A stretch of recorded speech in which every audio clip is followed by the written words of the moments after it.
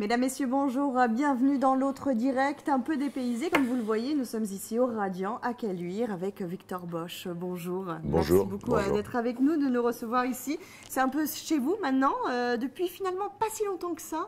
Vous entamez là, en 2014 votre deuxième année pleine pour le Radiant, mais déjà ça connaît un vrai succès populaire. Comment vous l'expliquez, vous ? Oh, je pense qu'il y avait une demande concernant ce type d'établissement, ce type de programmation. C'est une demande et donc forcément le public répond présent. Après, il faut réussir à avoir les bons artistes qui drainent un véritable public. C'est ce qui se passe et tout ça conjugué fait que ça fonctionne. C'est quoi? C'est votre, finalement, vous avez réussi grâce aussi quand même à votre carnet d'adresses fourni. Vous avez fait venir quand même par exemple Vanessa Paradis, qui a été complète. Vous avez fait venir Pete Doherty, on s'en souvient aussi. Qui n'a pas joué. Qui n'est pas venu. Mais bon, bref, vous avez voulu le faire venir. Ça aussi, les grands noms, c'est des affiches qui... Oui, enfin, le carnet d'adresse, ça fait pas tout, parce que vous savez très bien que vous téléphonez, si les gens n'ont pas envie de venir, ils ne viennent pas. Ça aide au début, puis après, il faut vraiment que la magie du lieu et la symbiose avec le public fonctionne. Et je pense que c'est la chance qu'on a, c'est que ça fonctionne très fort. Parce qu'effectivement, la salle, c'est pas une immense salle, mais c'est entre les deux, à la fois intimiste. Il y a quand même une grande capacité, plus de 1000 personnes dans les gros spectacles. Ça aussi, c'est ça aussi qui fonctionne.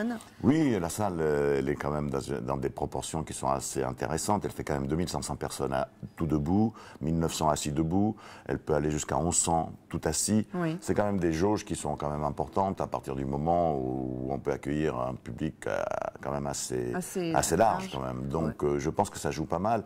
En même temps, elle a cet avantage des petites salles c'est la proximité. C'est-à-dire que quand vous êtes dans une salle comme le Radiant Bellevue, vous avez une proximité d'une salle de moyenne capacité. Vous n'êtes pas dans un zénith.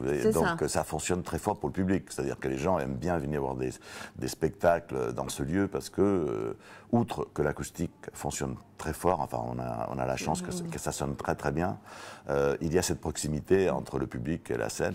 Et les artistes aussi, pareil, ils aiment bien ce genre de choses. Ils vous disent quoi? Ça y est, vous avez commencé à en avoir. Les artistes reviennent sans arrêt, puisqu'on est ravis. À l'heure où je vous parle, je viens d'avoir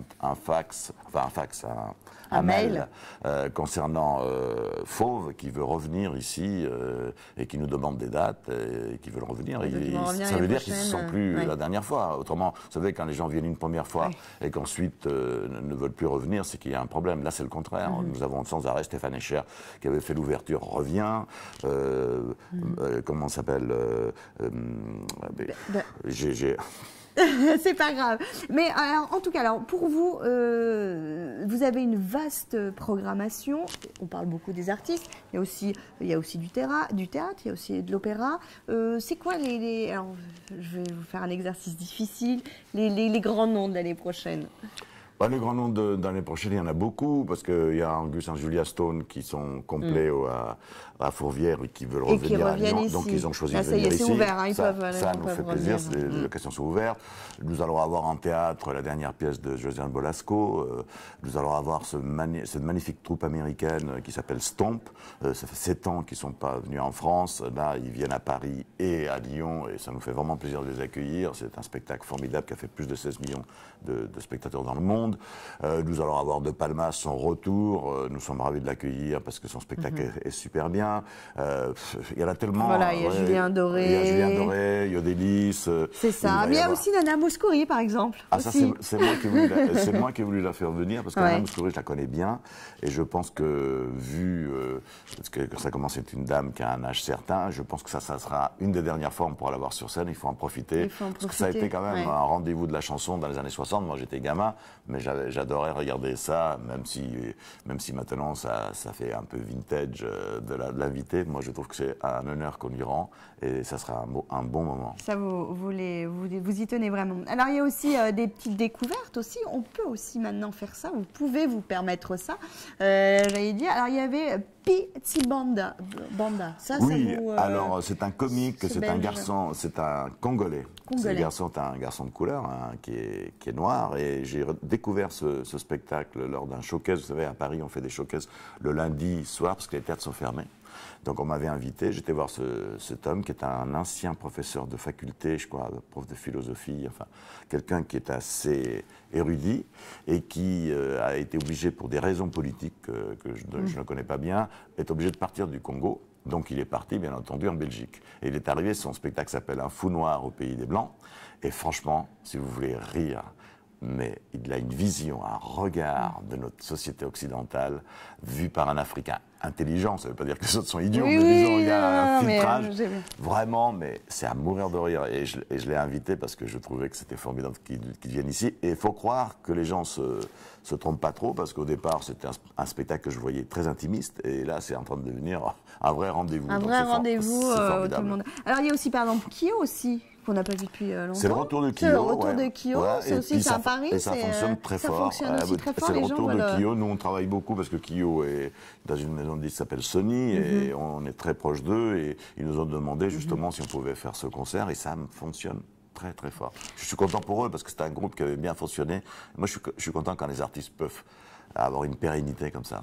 Alors, il y a aussi des rapports avec d'autres salles, notamment les Célestins. Vous allez accueillir les répétitions d'une pièce de théâtre. Oui, du coup, la preuve que ça fonctionne bien avec tout le monde. Oui, c'est une pièce de théâtre de Pascal Rambert qui s'appelle Répétition. C'est avec Stanislas Zordet, il y a Paul Haïdès, il y a Emmanuel Béard, puis tant d'autres que j'ai oubliés. Oui. Mais si vous voulez, ce qui est bien avec les Célestins, parce que je ne sais pas si vous avez vu, mais j'en profite pour dire qu'ils ont fait cette année, ils ont une programmation théâtrale d'un très haut niveau.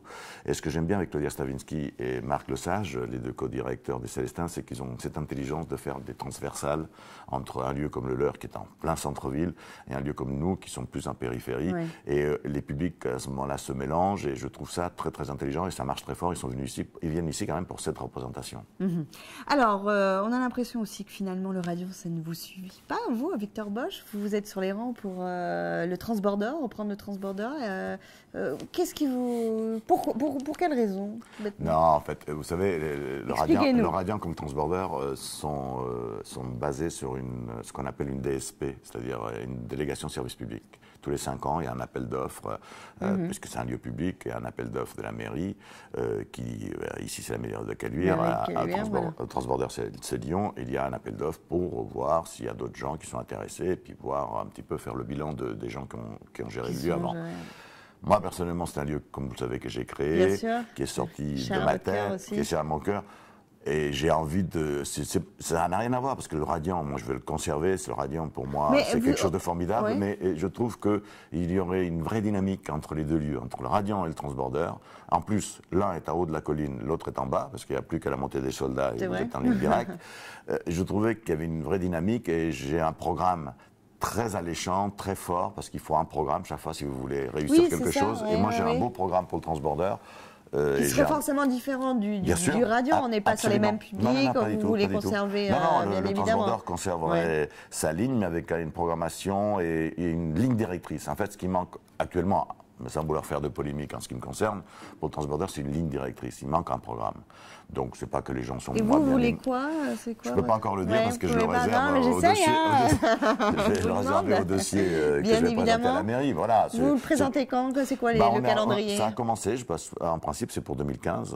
Donc, non, ça y est, on est en train... devrait... Ensuite, c'est le maire de Lyon et la commission qui sera là pour étudier les dossiers. Mais c'est pas du tout polémique, c'est pas du tout. Moi, je suis pas en polémique par rapport aux gens qui ont en ce moment le Transborder. Pas du tout. Moi, j'ai un programme bien précis qui est ce qu'il est. Moi, je trouve que c'est ce qu'il faut au Transborder pour qu'il retrouve son éclat. Voilà, mais est-ce qu'il a perdu de l'éclat? Vous pensez que pour moi, oui, mais encore une fois, c'est toujours délicat, vous savez, de parler, de juger les autres. J'ai pas envie de juger qui que ce soit. Pour moi, je trouve qu'il a perdu un peu ce côté phare qu'il avait à l'époque où il a ouvert. Je parle même pas de moi, je parle à l'époque où il a ouvert. Maintenant, le Radiant, Bellevue a pris une place tellement importante qui fait que... Et d'autre part, il y a des lieux comme le Sucre, qui est plus pour les musiques électro, qui a pris une place très forte. Donc, vous savez, il faut trouver de nouveau un chemin pour que le Transborder retrouve sa vraie place. Et comme j'y suis très attaché, mais je suis très bien au Radiant aussi, il n'y a pas de souci. Vous y restez, bien évidemment. Merci beaucoup, Victor Boch, d'avoir été notre invité dans l'autre direct. On se retrouve demain matin.